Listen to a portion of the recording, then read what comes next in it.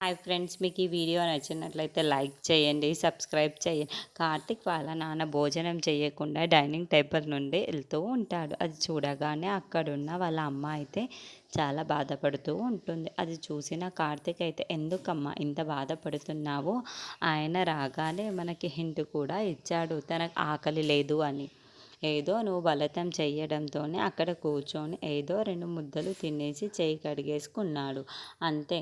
దానికోసం ఎందుకు ఇంత బాధపడుతున్నావు అని చెప్పేసి అడుగుతాడు.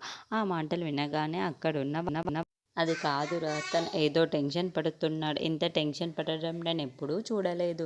ఎందుకో ఏ విషయం మీద ఇంత బాధపడుతున్నాడో నాకు అర్థం అవుతుంది అని చెప్పేసి కార్తిక్తో అంటూ ఉంటుంది. ఆ మాటలు వినగానే అక్కడున్న కార్తిక్ అయితే మరి బాధగా ఉండదా? తనకు రెండో ఇంట్లో ఏదో పెద్ద యుద్ధమే జరుగుతుంది, అందుకే ఇంత టెన్షన్ పడుతున్నారు.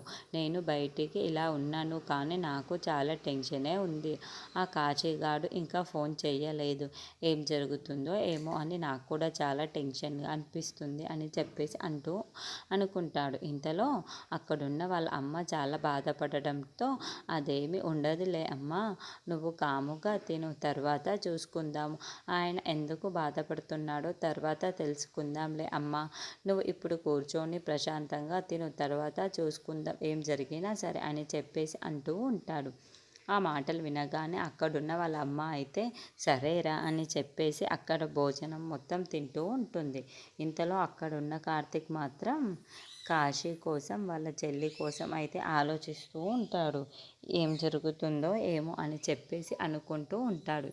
ఇంతలో అక్కడున్న కార్తిక్ కూడా అన్నం తినేసి అక్కడి నుంచి లేచిపోయి, అమ్మ సరే నువ్వు తినేసిరా అయితే అని చెప్పేసి అక్కడి నుండి వెళ్ళిపోతూ ఉండిపోతాడు.